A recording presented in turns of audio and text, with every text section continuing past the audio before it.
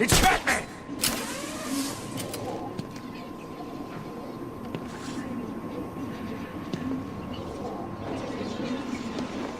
Wait up there all you like, Bat! I'll still kick your ass! I'll kill you, freak!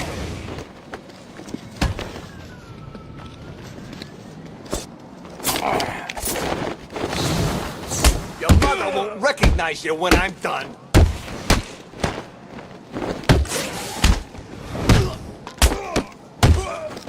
This is going to hurt, Bat Freak.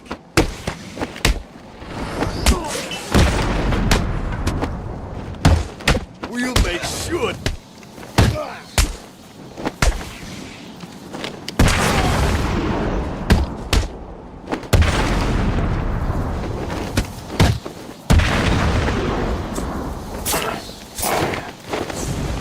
We're gonna rip you apart.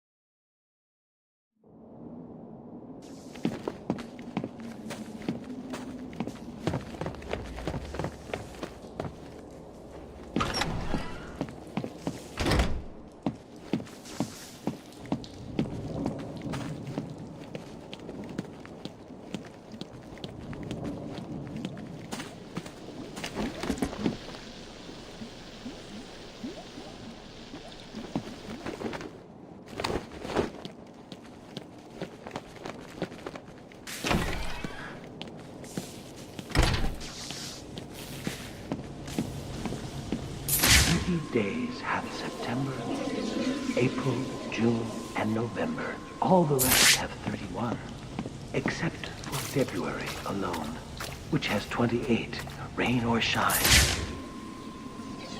But on leap year, 29. Explosives planted at every exit and beneath this cell itself. What better way to celebrate Independence Day? My independence, of course, from Arkham. Unfortunately, I decided to be clever about it and had a calendar sent to police headquarters with the month of July ripped out. You figured it out right away and arrived just as the fireworks were starting. You stopped me from escaping, but not before the fire swept through the intensive care ward. But then, what's the 4th of July without a barbecue?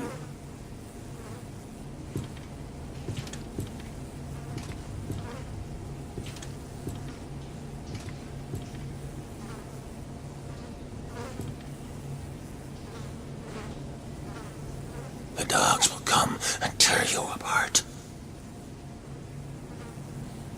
The dogs will sit with their master on that hot August night, just waiting to sink their teeth into the bones lying bloody on the floor.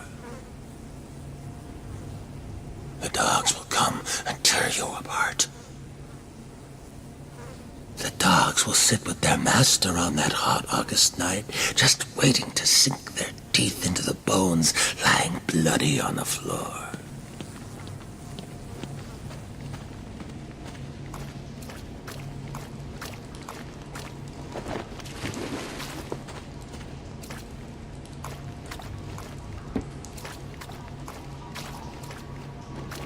"30 days hath September, April, June, and November. All the rest have 31, except for February alone, to which we 28 assign."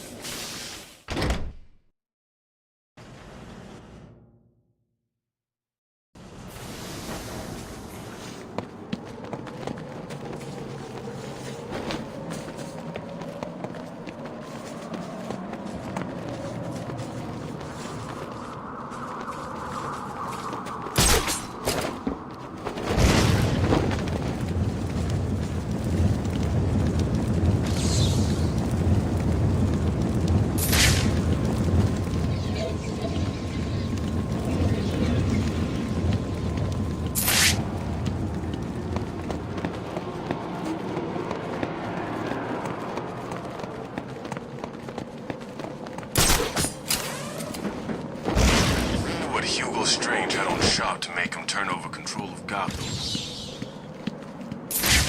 Look out! It's the Bat! What do you want me to hit first?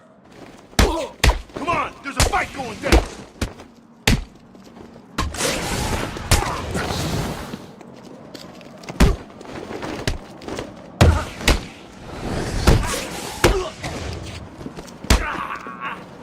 This'll be easy, Batman!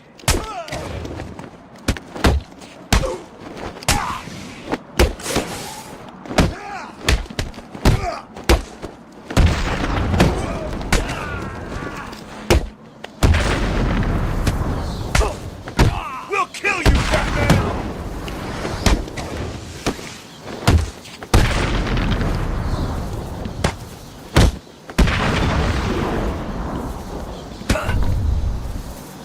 Tell me what I need to know, or get ready to hurt. Please don't hurt me! I'll talk! Of course you will.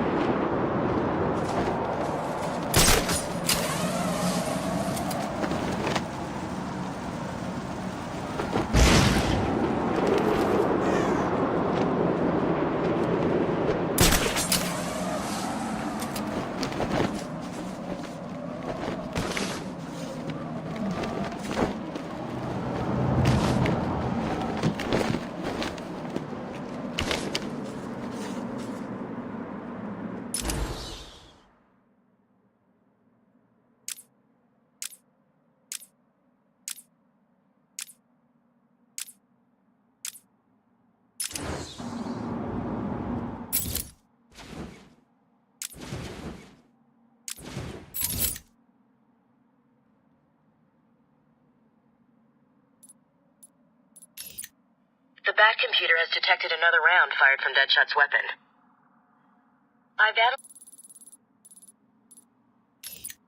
The Bat computer has detected another round fired from Deadshot's weapon. I've analyzed the impact sound, and the bullet struck in this approximate location. His next victim will be here, somewhere. Deadshot must be stopped.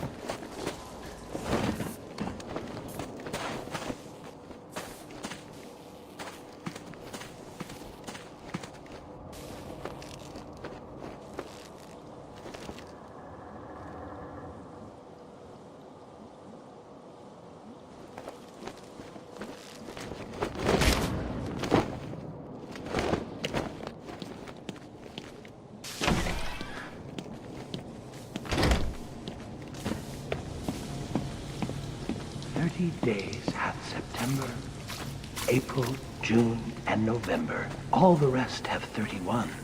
Except for February alone, which has 28, rain or shine. Explosives planted at every exit and beneath this cell itself. What better way to celebrate Independence Day? My independence, of course, from Arkham. Unfortunately, I decided to be clever about it and had a calendar sent to police headquarters with the month of July ripped out. You figured it out right away and arrived just as the fireworks were starting. You stopped me from escaping, but not before the fire swept through the intensive care ward. But then, what's the 4th of July without a barbecue?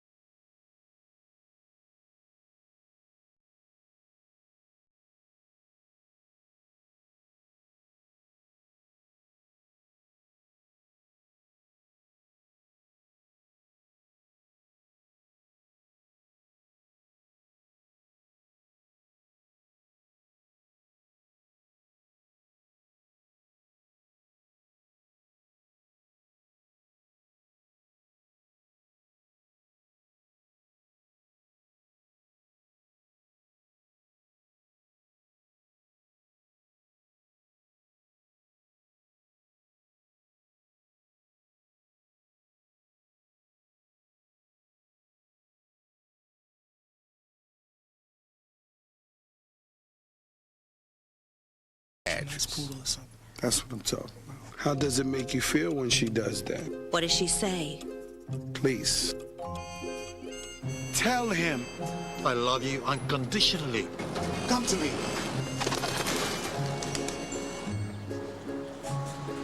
He'll come back. But luckily for us and Fat Joe, he has boost mode. Where you at? Where you at? Give a girl on a trampoline a chance. Watch The Man Show, tonight at 10 on G4. I'm Eddie George. This season, instead of working out with trainers, I worked out with gamers. Come on, get it. You got nothing.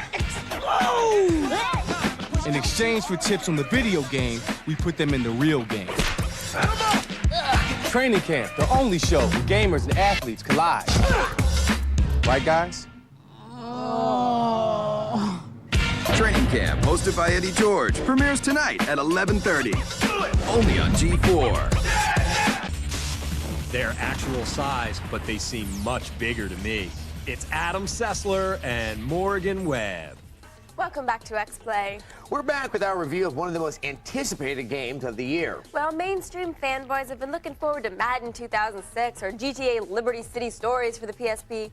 The hardcore gamers have been waiting for Shadow of the Colossus. It's beautiful, it's mysterious, but will it appeal to a mainstream audience? Find out when we review Shadow of the Colossus. Some things are bigger than our dreams, endowed with more possibilities, made greater than our collective imaginations by our fear of what is possible. Every epoch in human history confronts a Leviathan, a giant whose shadow darkens the ability to understand it, confront it, or kill it. Job had his god, Europe had its plague, we have Colossus. Once in a while, a game comes along that pushes the expansive possibilities of video games to new heights. And when we say heights, we're not kidding. Shadow of the Colossus is that game. A young warrior silently enters a soaring temple with a girl we assume to be dead. He places the girl on an altar and asks for the return of her soul. A booming voice agrees, if conditions are met. The conditions are kinda steep. He must go forth and slay the Colossi, a race of lumbering giants that litter the landscape, eliminating the possibility for anything to exist beyond their own fearsome forms. The Colossi represent fear, the unknown, hate, the thing that lived in your closet when you were a kid. Choose your dread, they're it. You get a sense that he'll do anything to regain the soul of his dead love. The title achieves the feeling that the quest is difficult. There's no time off, no paid holidays. He's paying the rent on the only home he knows, love. But everybody knows that the grave is the only house that lasts forever. And our hero's out to collect the rent. Every Colossi requires different tactics and strategies. The sheer enormity of your adversary creates a nagging voice in your gaming noggin that says, "You've got to be kidding me." There's no reinforcements, no special powers, no grenades. It's just you, Scooter. Character animations created movements that were beautiful to behold, making up for some of the PS2's texture limitations. The Colossi's movement in relation to the heroes conveys the massive grace and weight of the creatures. Your sword may be small, but a power meter tells you when it's reached a peak level of enchanted killing ability. You'll fight within an impressive array of environments, thankfully, all of which are fairly close to the temple where your soul-free sweetheart slumbers. One of the title's strengths comes from the absence of civilization. It's a solemn universe, devoid of the clatter and distraction of a populated world. It's just you, a dead girl, a disembodied voice, a horse, and a heap of big pissed-off things covered in what seems like the furniture of eternity. The game will seem short and the controls seemed wonky at times, but these minor concerns shouldn't keep you from considering a truly unique gaming experience. It's a hero's journey into the depths of self, where fear falls away to reveal the sublime. We give it a 4 out of 5. So this is beautiful, atmospheric, and will delight the hardcore gamers. The action fans, not so much. Well, if you're adventurous with the kind of gaming you do, this is for you. If you like things very simple and straightforward, maybe you should pass it by. And we have just enough time for viewer mail. Today's viewer mail is from Alex. He writes, I was wondering which of the 2 new Xbox 360s I should purchase. I hear one has a lot of stuff and one doesn't, but that's all I know. I was wondering if you could help. We can help. So there are 2 versions of the Xbox that are coming out. One includes a hard drive and wireless controllers and other good stuff, and the other one doesn't. You want the one with the hard drive. Yes, if Pony you're up. a real gamer, you definitely want that. You'll miss what's not there. And it's more expensive to buy that stuff. Today on X-Play, experience the thrill of dehydration in Lost in Blue. California's governor shares his views on violence in games. Stop it! No! And Frogger teaches us that amphibians are capable of sucking. Moisten your membranes. It's game time.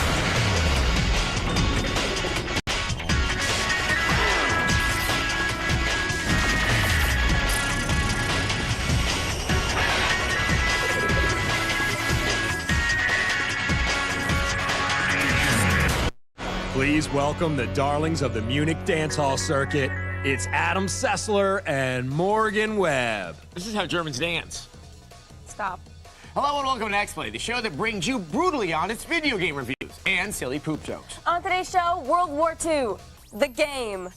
Again. It's another damn World War II flying game. I wish I cared, but I don't. Plus, join us on a desert island adventure for the Nintendo DS when we review Lost in Blue. And we'll tell you if you should buy the latest game from the developers behind the Final Fantasy series. Plus, Frogger, yes, the iconic amphibian is back and stars in yet another game with a silly title. And last but not least, ripped from the headlines, Governor Arnold Schwarzenegger signs a bill prohibiting the sale of violent video games because he, of course, doesn't endorse violent entertainment of any kind. No, except for all the films he's, ever made in his entire career. Yeah, but that makes sense. Right. But we begin with World War II. Oh, if I had $1 for every time I said that on this show, I would totally be able to buy myself a pony. You like ponies too? Yes! World War II is back on the Xbox, and this time it's flying the unfriendly skies in Heroes of the Pacific.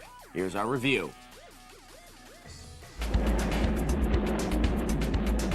Apparently, there was a time when we were mad at the gentle game developers of Japan. Sage! Turns out those wacky creators of the cartoonishly carnal exploits of youthful anime weren't diving for pearls in that cozy little harbor in Hawaii. Heroes of the Pacific straps the Great Plains of the Pacific Theater of War to the patriotic posterior of a man called Crow. My name's William Crow. I'm a pilot in the U.S. Navy. You'll start campaign mode at Pearl Harbor. Pearl Harbor was hell. You're a flyer, and your brother is a sailor on the USS Arizona. And if you know a tad of the history, you'll quickly realize that he'll be handing in his oars for a pair of wings. Angel's wings, that is. Dear Mom and Dad, Charlie's dead. Don't look for anything reminiscent of that Hickam field where Ben Affleck's tongue repeatedly bombed Kate Beckinsale's mouth harbor. It looks more like one of those expansive valleys where guys in monster suits beat the sake out of each other and destroy all monsters. Sage! Heroes takes you through many of the great battles of the Pacific. The title delivers you an excellent variety of period aircraft and even lets you in on a little secret weapon that didn't get introduced until near the end of the conflict.